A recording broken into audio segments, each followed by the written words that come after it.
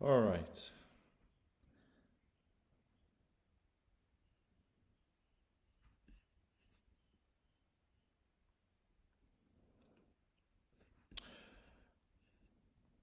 Right. I hope everybody can see my screen this time. Didn't seem to work last time. I really do have problems with this, so my sincere apologies. I'm also going to start the software so that you can see my face, and then I will try and see if I can actually show what I wanted to show, which was a presentation. And somebody in Moscow who is watching this live will tell me, hopefully, that things are working this time. So, my apologies. I think the easiest thing for me to do is start again, rather than try and cut in as to where we were. So, yeah, so this will be a 30-minute presentation. I'm Austin Kimm, I'm Chief Operating Officer of Crypterium. I'm told everything is now working. And as I say, I apologize because with the COVID, 2 pieces of software running and nobody to help me, I won't be able to answer any questions. So let's hope that this version is a much better version than last time. So today I'm going to cover crowdfunding, performance update, just some basic numbers, our US strategy in particular about Visa cards, recent product enhancements, organizational structure and token activities. And that is quite a lot actually. And I'll try and go through it as fast as I can. And if you can't hang around for it all, then we will post it on the Facebook page. So let's go back. So this is where I was up to before I messed up the last live stream. So we're at just over 3.5 million in our crowdfunding. This is effectively much better than we hoped, but it's not as we say here. It's basically 2.5 million better than we put in the target. But the reality was, we always hope to get in excess of 2 million, and we have achieved that. There is a difference between these numbers. The reason for the difference is that not everybody has paid yet. And the reason why I mention that is some people have asked why the crowdfunding doesn't appear to be finalized or closed. So if you are a member of the public and you went to the crowdfunding site on Cedars, it will say it's closed. But if you've had a previous link to the site, it will say closing. And the reason for that is twofold. The first one is there is still some paperwork and legal that need to be finalized. For example, Cedars need to still sort out a few things with a particular bank account they need to open in Estonia and little things like that. So that's going to take a couple more weeks. And also, some people are just a little bit slow making their payments. So we do have still a couple of 100,000 outstanding that people are going to pay. We've had over 2,800 investors, which is really a very high number by Cedars standards and much more than we expected, with an average investment of just a little over €1,000. What is interesting, I think, is to break it down a little bit more. I thought I'd just give you a little bit of information. I'm trying to move my picture around so that I don't cover the screen. So how did we get to where we are? So actually, you can see we've actually got more than the 3.5 million that shows on the Cedars platform. And that is because we also have an additional significant investor. So the way it was broken down, before we launch, we had a direct investor that was well known to Crypterium. They committed quite a significant sum of money. Then we went to our user base. Our user base confirmed that, yes, we quite like what you're doing, and they actually all committed close to €1 million. Then we went on to Cedars themselves. Their platform helped us raise about 2 million. And then in addition, as I said, we have another partner who has committed a minimum, actually, not a maximum, a minimum of 500,000. So really it was a very successful campaign, 4 million, and was more than our sort of expectations. The only problem with Cedars, and this isn't Cedars themselves, this is just a problem with international investments, is every country has very specific rules, and we couldn't really do all the countries we wanted to do. So we apologize still for US investors, for Canadian investors, etc. We were able to launch a very small raise using a company called CFS. They're a UK regulated company, and they were able to take accredited investors from a few countries, not every country, but a few countries. So that is still ongoing, and that will carry on going until we do close the Seeders round. As I said, it is closed to new money, but some people are still outstanding their payments. So until the legal paperwork, etc., is done, CFS is still open. So if there is an investor out there who is an accredited investor and say, look, I missed the opportunity, can I still invest? If you write to me personally, then it is possible. It's not guaranteed, but it is possible. But I stress it is for accredited only investors, and every country has a different definition of that, but basically means you really need to know what you're doing at the end of the day, and you need to have the financial means that if things don't work out, then it's not a disaster for you. Now, hopefully that wouldn't be the case with us, but that's how the international rules work. In terms of the money itself, where did it come from? This is sort of a timeline. There's nothing particularly interesting in that. Most of our investors, or a significant number of our new investors, are from the UK, from Russia, and so on. You can see the country split. So you can see it's all Europe. It's all Europe. Actually, is Russia Europe? Well, I would count it as Europe as a geographical zone, but it's not actually Europe with regards to how Seeders classify it. So Russia was a significant investment for us. And this was the age profile. Nothing really exciting from that. But what I thought was interesting, I guess, is that there's quite a significant number of people over the age of 60 and 70 investing in a crypto, not a startup, but as far as crowd investing is concerned, I suppose you can count as like a startup. So that's not a bad number. It's probably a few hundred people over the age of 60 still find crypto very exciting. And it's not really just the young people. The young people are pretty small in number. So I think that's a good sign for crypto, that it's starting to spread beyond what you would call the early startups. Right, why do we want the capital? I keep having to move my picture, so my apologies for that. So why did we sort of sign up that we needed more capital? Well, on the right-hand side, I don't know whether you can see that particularly well, but we did break this down as to what we were going to spend the money on. And I'm not going to go through them all, but I do want to pick up on a few things. So the first one is the global card issuance. I'm going to have a specific slide on that, so I'm not going to cover that now. Team expansion, new products, I think that's a pretty obvious area that you'd expect a business to carry on, building its product range and the quality and the size of its team. And when I go a little bit later, I will show you the team actually, or a structure of the team. The next one, though, is very key for us, fiat currency licenses. And that is a very, very difficult area for a cryptocurrency company to cover, because we are global and we have users from 180 countries or something like that. So it is literally impossible for us at this stage of our development to have licenses in all key markets.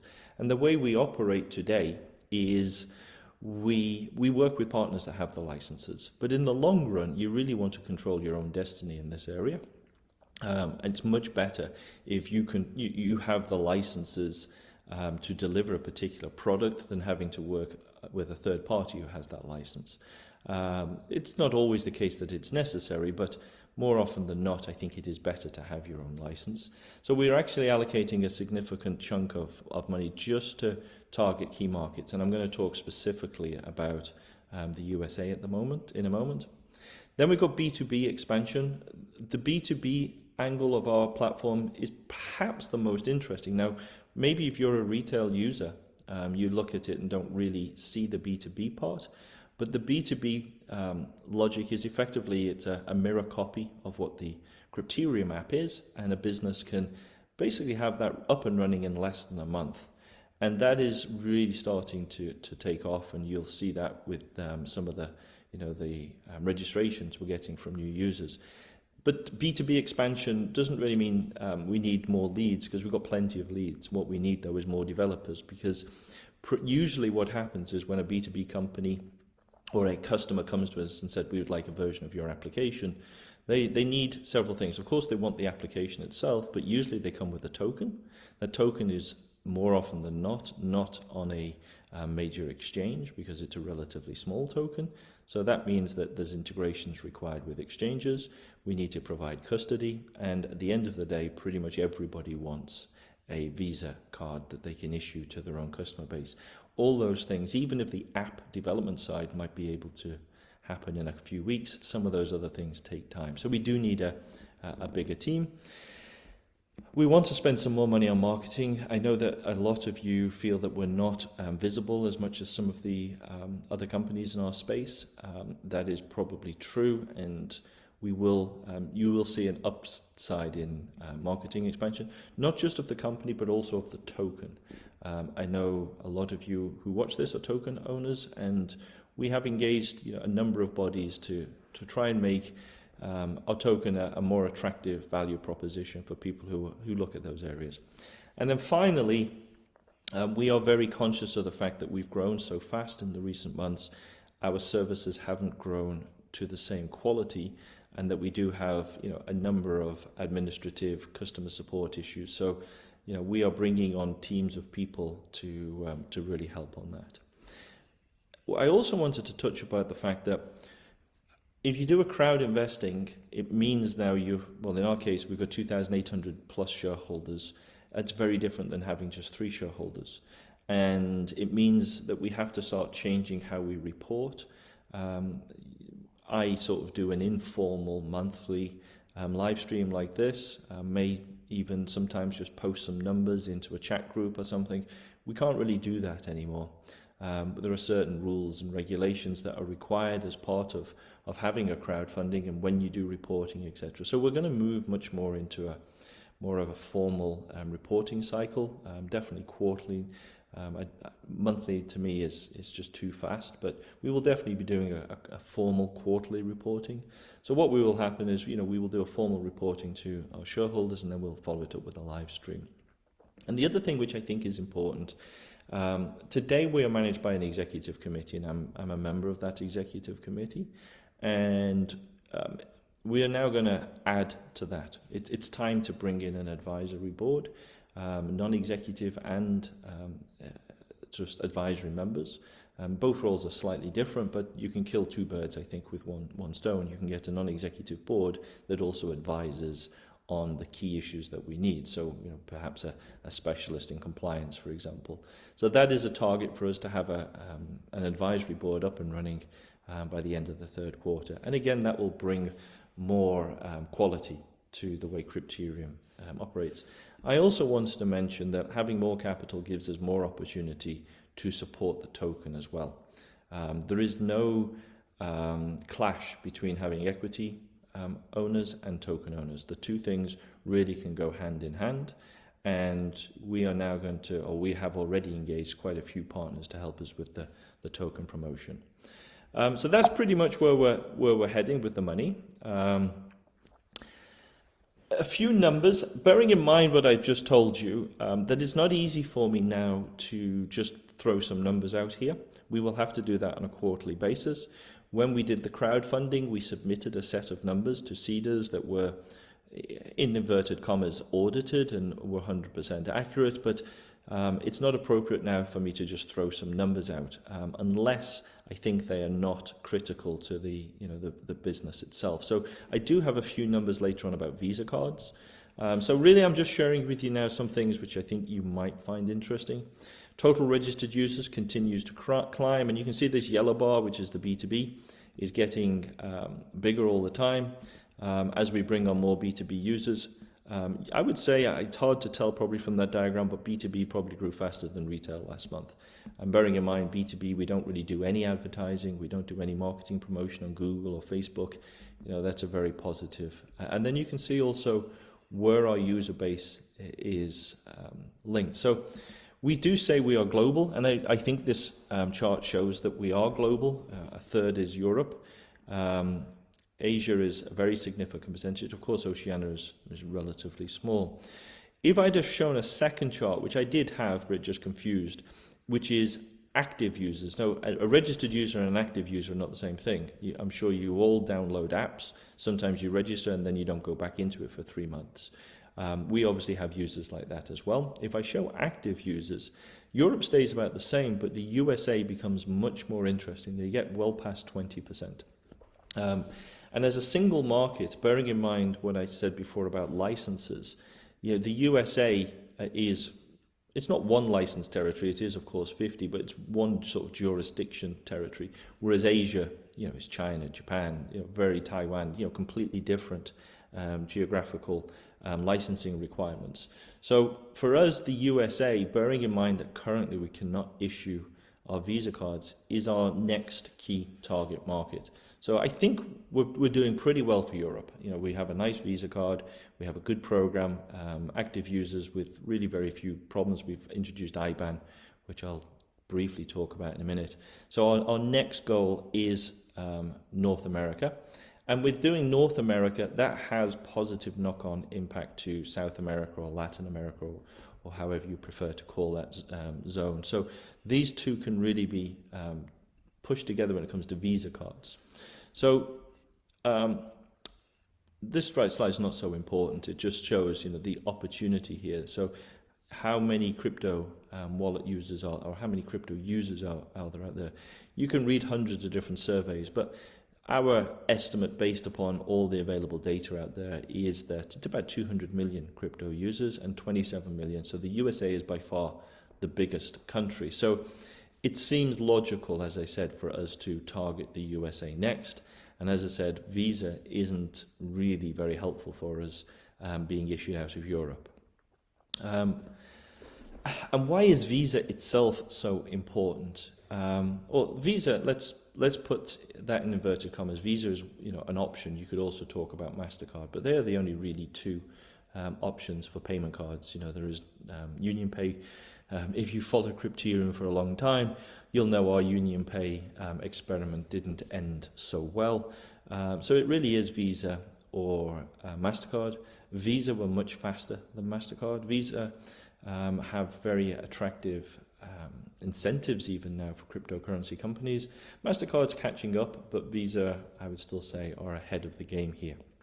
And I just want to explain why it takes us a long time and why it's important. So as I mentioned, the B2B, having an ability to spend your token on a Visa card is very important for almost all our B2B users, and most of them say it's the primary reason why they are interested in working with Crypterium. So what that means is you have a token, you can exchange it with other tokens and things like that, of course, in our app, but the ability to say to your user base, and you can also spend that token on a Visa card, is really a valuable proposition.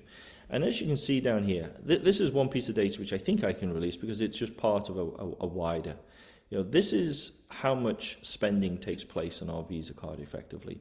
And you can see that just over time, it just gets more and more and more. And bearing in mind, this is primarily Europe and a few additional countries.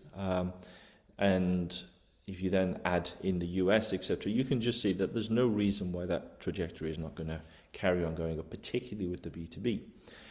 But it's not as simple as it sounds. It's not like, well, Crypterium already has a Visa program, why don't you just issue cards to the USA? What actually happens is Visa as a organization is split into geographical zones, 5 zones actually. And Europe is one zone, USA is one zone. Card issuers, the companies that have the license with Crypterium, can issue to usually one zone and maybe 1.5 or 2 zones, provided that the second zone doesn't become too significant. But within this diagram, you've got the Visa network at the bottom, the rails, the road network, or whatever you understand. Then you've got something called a Visa issuing partner. That's the company that Visa works with as a license sort of provider. And BINs are basically the mechanisms by which individual accounts can be recognized. And to be a BIN sponsor, usually you need to be a bank. You can be slightly less than a bank, but for the purposes of this presentation, you have to be a bank. So for example, in the USA today, Metropolitan Bank is one of the primary banks issuing Visa cards to cryptocurrency companies. But the BIN sponsor usually doesn't actually do any of the processing work. They're just the licensed entity. So then you've got something called an issuer processor. They're the ones that basically move all the money into the Visa network. And then on top of that, you have something called the program manager, which do the onboarding of the customers, chargebacks, dispute resolution, all those type of things. And then on top of that, you have somebody like Crypterium that is the customer interface. And we have to integrate with this lot. Now, we don't integrate with them all, but we have to, it's a significant integration. Some of these companies could actually be doing two roles at once. So the fact that we have a visa application and the fact that we have a visa program doesn't mean that when we go to the US it's much quicker. We have to basically start again because it's a completely different issuing, etc. So it is very high on our priorities list. We have chosen a US partner. We have started the whole process, and if everything goes to plan, this takes from now to finish 5 months, 6 at the absolute maximum. So that means December, maybe November, and even possibly October, but that means everything goes according to plan. We launch Visa cards in the USA.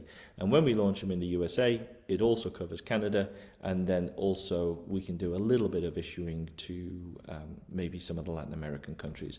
I think it's a lot better to have a dollar-based card for Latin American countries perhaps than a euro-based card.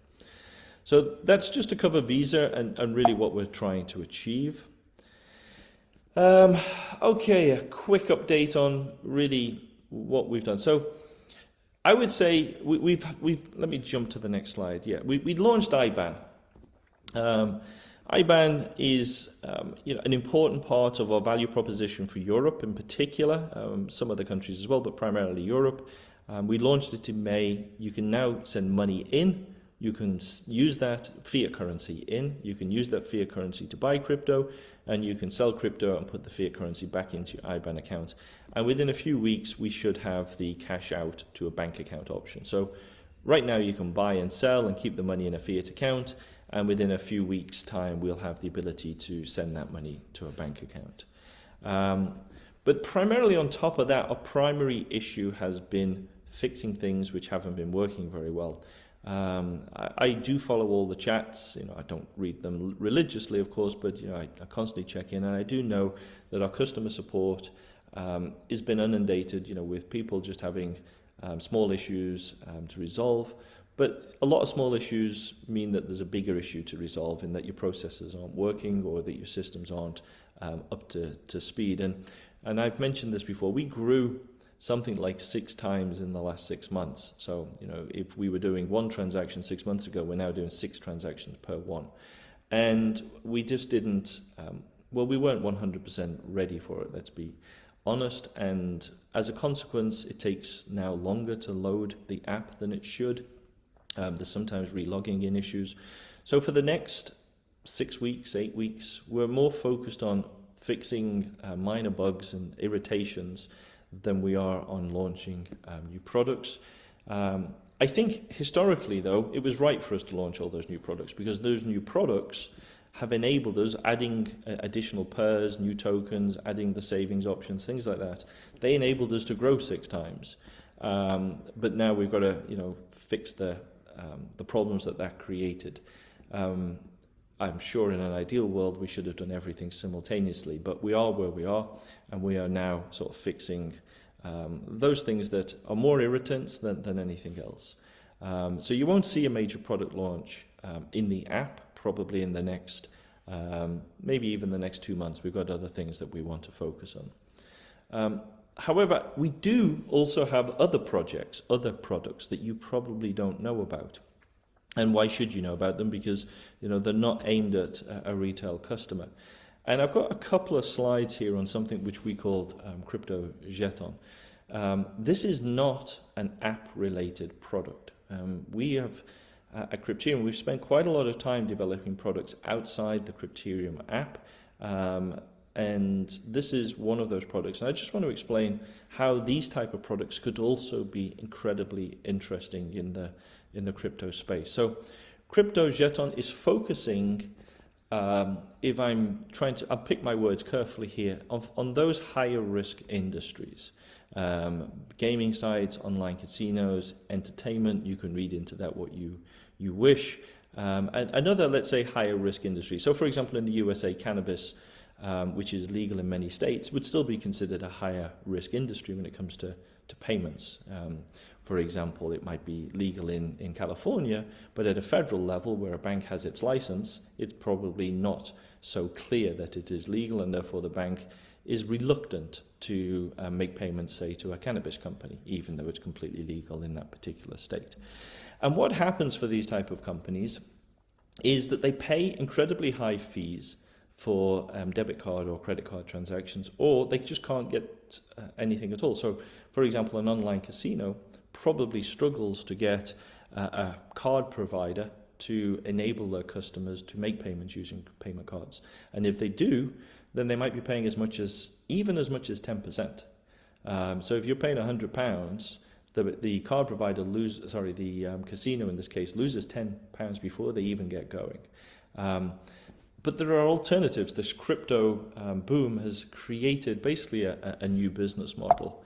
And I'll just explain the business model very, very briefly, just so you can see how outside the retail application, there are really some very exciting ways of doing things. So instead of the customer buying directly to a particular site, for example, we'll stick with a casino, there are ways around it which are 100% legal and already practiced in many other ways, but not with crypto.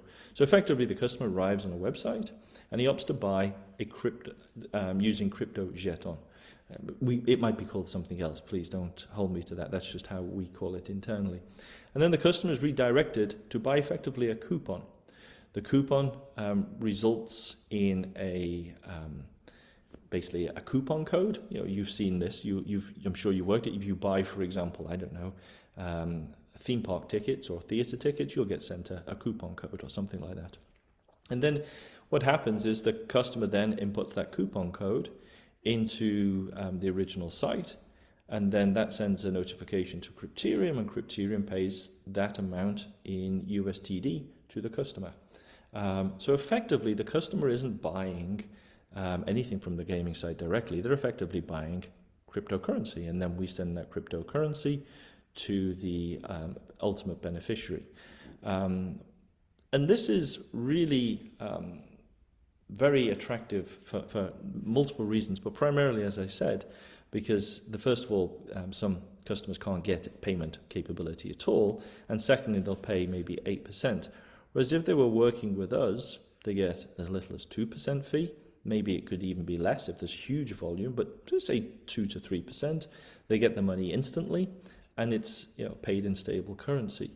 Now, if you think about the type of industries we're talking about and the type of money that goes through those industries, it is very realistic that within a short period of time, the amount of money that goes through a crypto jeton could exceed all the money that goes through the Crypterium retail app. Now, this product is ready to launch. We've got a number of customers already lined up, and this is one of several products that we have.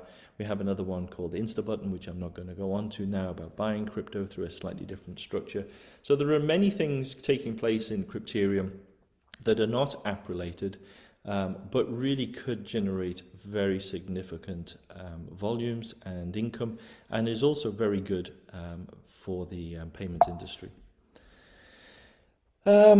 Finally, actually no, not finally, I've got one more after this. I'll talk about our tokens. I thought I'd just explain to you now that we've done a crowd investing, just so people understand how we are structured, and so that you see what it is that people have invested in. So people have invested so far in Crypterium AS Estonia. It's a holding company. That holding company effectively has two other companies. It has Commercial Rapid Payment Technologies and what we call Crypterium Shared Services. So any business that went through Crypterium Commercial Rapid Payment Technologies, that is a mouthful, by the way, but if you spot it, CRPT, which is our token, we thought it was clever when we set it up. It's probably not so clever now. All our services are basically managed through our Shared Services Center in Moscow. We're managed through an executive board, although we don't basically meet in Estonia to do that. Of course, we can do all those things through Zoom, etc. And we are in the process, as I said, of setting up an advisory board. Stephen Parker and myself, we're based in the UK, but we are both in this executive committee, and then we have Anton Kulikov, who is our managing director. Maybe we'll get Anton one day to present on this. And I'm not going to go through this, but just to give you a feel, we're a pretty big team now. We've got well over 120 people based in Moscow alone. Stephen and I have sort of daily roles working with this particular team. My primary areas are strategy, sales, and investments, and Stephen's is much more on the compliance and making sure that we are basically properly governed. But then the day-to-day sort of running of many of our aspects are done in Moscow. Anton, as I've met. Some of you will know George, for example, who's our Chief Marketing Officer. And we're adding to this team all the time. Nikolai and I, for example, we worked together in one of my old companies some 10 years ago. So we're constantly adding to this team. Everybody speaks excellent English. We've all got very good experience. Timo, for example, who's now our Chief Product Officer. His background is not financial services, but he's been involved with some applications that have had over 15 million users. And we thought it's more about user experience and making sure that we deliver that right experience than it is to work out what's the next savings product. To be honest, the next savings product is not complicated to do, but making sure the user experience is. So we have a big team, 120 people. UK is not so big, 5 or 6 people, and Estonia is I think 4 people. But most of our people are based in Moscow, and as I said, we have an executive committee which is managed by Stephen or chaired by Stephen, and soon we will also have an advisory board. I just thought that would be interesting. Forgive me if it wasn't. Finally, we'll talk about our tokens. We carry on pretty much burning the tokens at the same rate. I think we'll see the next big upside in a few months' time as basically our B2B start kicking in and the Visa cards that we issue from our B2B start to be issued. As I say, it takes a while for all of those services to have the token integrated, to have the Visa card issued, etc. So I think we'll see the next kicker in this area in a few months. But we continue to burn at roughly 130, 140,000 tokens a month. Nothing really to specifically add here. And then the roadmap. Some things were a little bit slower than I'd like to be. I hoped that we would have subscriptions ready. Now we don't have subscriptions ready yet, and that's because of what I said before. We decided it's more important to fix the things that are not really working before we move into some of the other areas. But we did make some significant effort for KuCoin. In particular, you'll have seen a new pair with USTD. We've also got some marketing activity, trader contests, advertising going on those platforms. Unfortunately, our timing probably couldn't have been much worse. I guess a lot of you listening to this are crypto owners, and you don't need me to tell you that the last week has been a tough week in this space. We all expected a correction. I just don't think anyone expected the correction to be quite so dramatic. I think, for what it's worth, that we're going to be flat for a month. In 1 month's time, you'll probably laugh at me, but I think we're going to trickle along around this space for a while. So hopefully, as we carry on those promotions, our token can start to stand out. We've engaged another company, a marketing company, to specifically talk about Crypterium and how the token is an important part of Crypterium. And then the subscriptions kicks in. And what I mean by subscriptions is, you can carry on the pay-as-you-go strategy, every single trade, every single saving, etc. Or you can pay a small fee every single month, and you can get various services at significant discounts or improvements. And those people who already have tokens or see the benefit of owning tokens will get those subscriptions at a much reduced or even free level of cost. So this probably isn't rolling out quite as quick as I like, but it is rolling out. We haven't given all our attention just to the crowdfunding. We have put a lot of effort into the token. Timing was pretty rubbish, but let's hope that if we stay flat, we can actually stand out a bit from the crowd. We are also, I cannot name the exchanges, but we are also expecting to be launched on at least one exchange, probably 2 exchanges. We have done all the necessary things at our end to make that happen. We're now basically waiting for our partners to switch us on. And I can guarantee to you that when we launch them, you will know the names of these exchanges. They're not some small exchange that you've never heard of. You will definitely know them and be quite happy, I think, with the choice that we made. That's it. I hope that the software has worked all the way through this, because otherwise I've been talking to myself for a very long time.